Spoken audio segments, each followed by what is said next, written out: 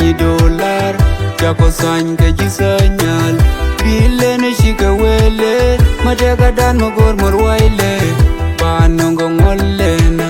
bashing la de goyere kenyel badongo rich chetungwar kwe gong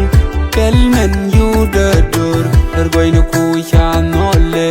ulane wey garnya sian chiangoy shelwele chiangoy shelwele na kwa forma gomo kam chap chong chiangoy shelwele na kwa si jay wish do ne liang chiangoy shelwele na ne jaling kwor chanong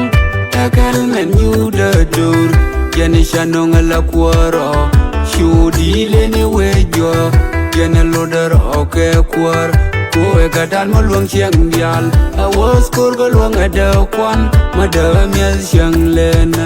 milun le jade le metau penyo le men milun je benyo kenyule kwa kur madam yel for kwa kur madam yel lor ina cheng silaram bilong me chaling le ka sudan pur fan chanong le chang wai ni dial je kan noile chule chang pero lishan tu kan goro bi keluile me chaling le ka kairo pur fan chanong le chang wai ni dial je keluile chule chang pero lishan tu kan goro bi keluile me chaling le ka Kenya pur fan chanong le chang wai ni dial je keluile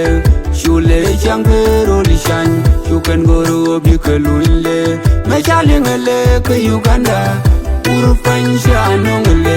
chang wai ni dial je keluile chule chang pero lishan tu kan goro bi keluile